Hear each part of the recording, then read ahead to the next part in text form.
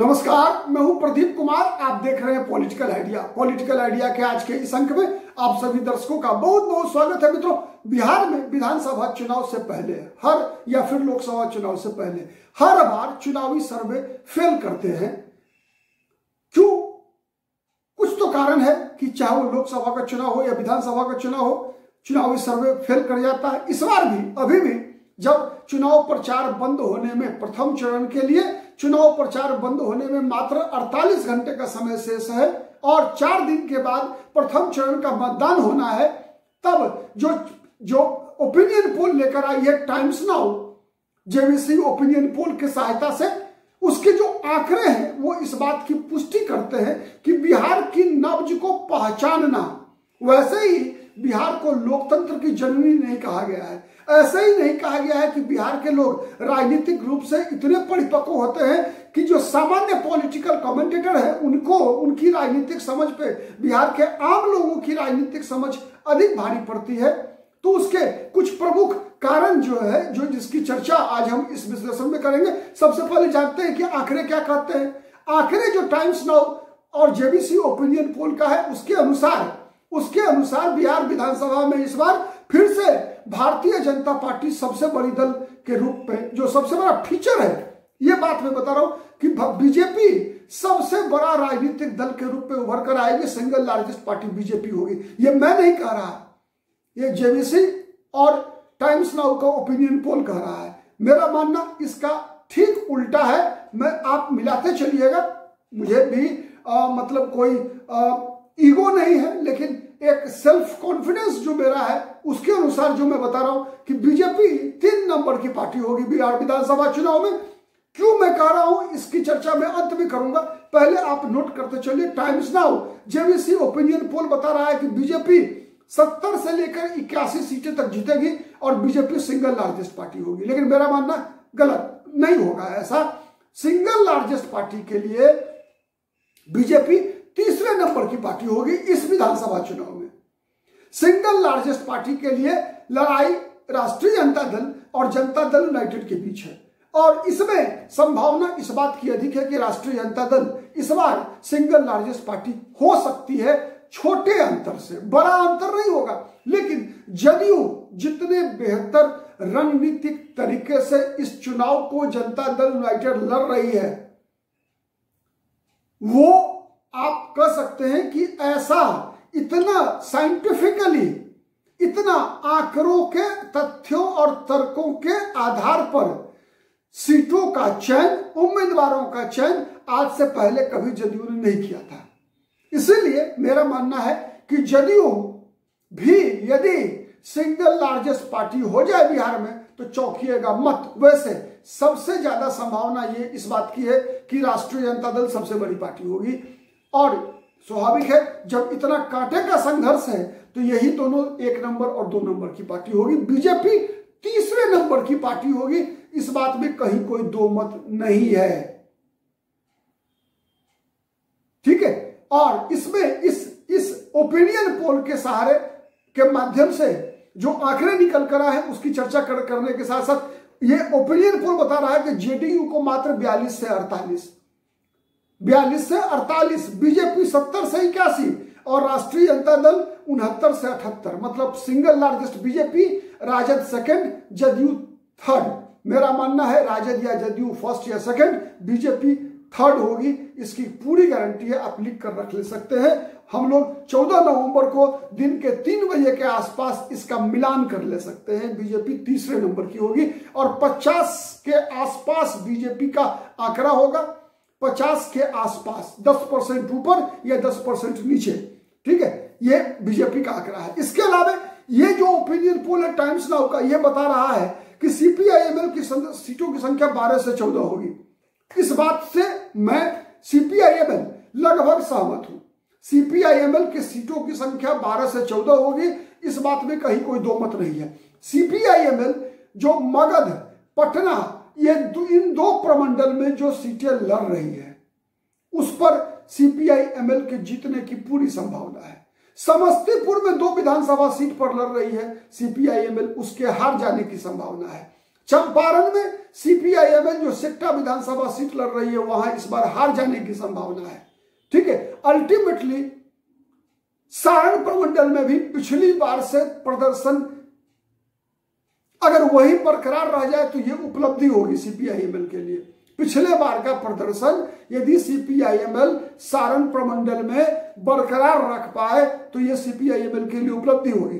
पटना और मगध में बढ़ा भी सकती है, एक सीट ज्यादा भी हो सकता है, लेकिन मुझे नहीं लगता, अनुमान है कि जो आंकड़ा पिछली बार का था वही आंकड़ा इस बार भी बरकरार रख ले तो ये एक उपलब्धि होगी। इसलिए 12 से 14 बता रहा है, ये मेरा मानना है कि 12 क्रॉस नहीं करेगी सीपीआईएमएल इस बार। ठीक है, इसका कारण है कि जो पालीगंज जैसे ये इलाका जो है ना, मगध और शाहबाद का इलाका है, इसमें 1-2 सीट, जैसे पिछली बार तराड़ी विधानसभा चुनाव जीती थी, इस बार तराड़ी में फंस सकती है सीपीआईएमएल। ठीक है, तो ऐसे और हैं एक आध विधानसभा सीट जहां पर सीपीआईएमएल लूज कर सकती है। ठीक है, इसके अलावा बात करें, कांग्रेस पार्टी को 9 से 17 सीटें दे रही है। कांग्रेस पार्टी के साथ यह बात तो तय है कि आरजेडी ने जबरदस्त खेल किया है, जबरदस्त खेला किया है आरजेडी ने। जो जो कांग्रेस पार्टी की जीतने वाली मजबूत सीटें थी और जिस पर कांग्रेस की नजर भी थी, उन सब सीटों को डैमेज करने का पूरा इंतजाम तेजस्वी यादव ने कर दिया, आरजेडी ने कर दिया। इसकी कीमत कांग्रेस पार्टी को चुकानी पड़ सकती है। ठीक है, और 20 के आसपास का कोई आंकड़ा, ये 25 भी हो सकता है, ठीक है, और 15 भी हो सकता है। ये सर्वे भी 9 से 17 दे रहा है, मेरा भी ऐसा ही मानना है कि ये 20 के 5 ऊपर 5 नीचे, 15 से 25 के बीच का आंकड़ा कांग्रेस पार्टी का कुछ भी हो सकता है। ठीक है, सीपीआई सीपीएम पिछली बार 2-2 सीट जीती थी, इस बार घटेगी, बढ़ने का तो सवाल ही नहीं उठता, बढ़ने का सवाल ही नहीं उठता, घट सकती है। विभूतिपुर एक विधानसभा सीट है समस्तीपुर जिले में जो सीपीएम के लिए फिक्स है। ठीक है, और एकमा सारण में क्या होता है कहना मुश्किल है, वो डाउटफुल है। 2 सीटें जीती थी सीपीएम, तो उसमें विभूतिपुर बरकरार रह सकता है, पूरी गारंटी है। एकमा के बरकरार रहने पर संदेह है।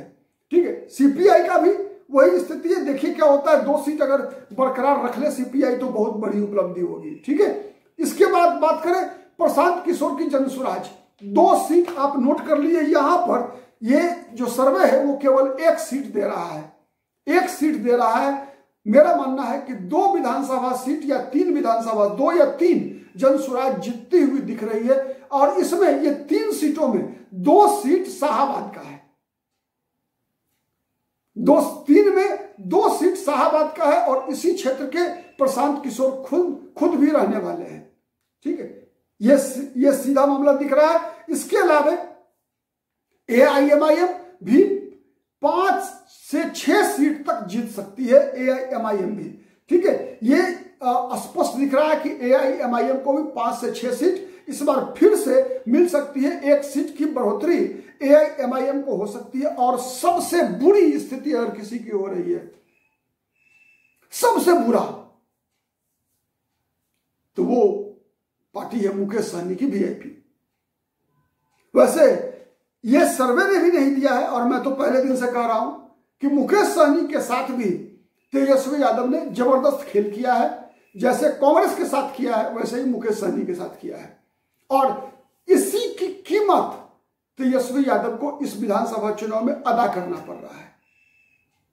जो खेल तेजस्वी यादव ने किया कांग्रेस पार्टी और मुकेश सहनी के साथ, उसी की कीमत तेजस्वी यादव को अदा करना पड़ रहा है। और इस चुनाव के अंतिम परिणाम में यह परिलक्षित होगा, इस बात की लगभग 90% गारंटी है। अगर ऐसा नहीं हुआ तो यह 8वां आश्चर्य होगा, 8वां आश्चर्य होगा यदि तेजस्वी यादव की सरकार बन जाए। अब चूंकि कांग्रेस और मुकेश सहनी दोनों को मिला दीजिए, लगभग 60 सीट है, 60 सीट पर तो पक्का इंतजाम कर दिया आरजेडी ने। और सीपीआई सीपीएम का प्रदर्शन अनुमान के अनुसार नहीं है। सीपीआईएमएल भी औसत प्रदर्शन था, पिछली बार की तुलना में जो इंटेंसिटी है सीपीआईएमएल के प्रति वो घटा है। 2020 की तुलना में 2025 में कुछ न कुछ कमी रह गई है। तो ऐसे कई फैक्टर हैं। साथ ही जो मैंने कहा कि ये ओपिनियन पोल फेल करेगा, सबसे बड़ा अंतर यह आएगा कि जनता दल यूनाइटेड को 3 नंबर पर दिखा रहा है, वो 1 नंबर या 2 नंबर पर कारण है। कारण क्या है? अधिकतर चुनाव में जिस बात की चर्चा मुझे पहले करनी चाहिए थी, मैं अंतिम में बता रहा हूं। बिहार में सबसे बड़ा जो परिवर्तन लाता है ना, आज 20-25 वर्षों से देखिए आप, तो वो है चुप्पा वोटर। चुप्पा वोटर, जो वो वोटर जो बोलता नहीं है, न मीडिया के सामने बोलता है, न सोशल मीडिया में बोलता है, न रोड पर चलते हुए बोलेगा, न गांव के चौक चौराहे पे बोलेगा, न चाय के दुकान पे बोलेगा, कभी नहीं बोलेगा। क्यों? इसलिए कि उसको दबंग जातियों से डर लगता है, डरता है वो दबंग जातियों से। और समाज के अंदर आपको पता है 4-5 ऐसी जातियां हैं जो दबंग जाति कहलाती है।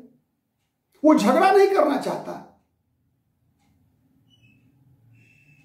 वो चुपचाप जाकर केवल वोट गिराता है। और जानते हैं, नीतीश कुमार की सबसे बड़ी ताकत यही है। नीतीश कुमार की सबसे बड़ी ताकत यही है कि नीतीश कुमार के साथ बिहार का चुप्पा वोटर है। इसलिए कि लोगों को लगता क्या है कि अगर इरेस्पेक्टिव ऑफ कास्ट, लोगों को लगता है कि यार दबंग लोगों से अगर कोई रक्षा कर रहा है ना, तो ये नीतीश कुमार कर रहा है। वो दबंग जातियां, मैं ऐसा नहीं कहता कि कोई एक जाति है दबंग, बल्कि वो सवर्णों में भी है, पिछड़ों में भी है, अति पिछड़ों में भी है, दलितों में भी है, दबंग जातियां हैं। कुछ जातियां हैं जो दबंग जातियां हैं, 4-5 जातियां हैं ऐसे, जिनसे प्रायः आम जो अन्य बिहार में लगभग 1000 जातियां हैं मित्रों, 1000 जातियां हैं, उसमें लगभग 990 जातियां ऐसी हैं जो बेचारे बोलते नहीं है, उनको अपने रोजी रोटी से मतलब है। लेकिन वो चाहते क्या है? चाहते हैं कि कोई भी दबंग जाति शासन में नहीं आए, जिससे कि उनका कोई उत्पीड़न ना हो सके।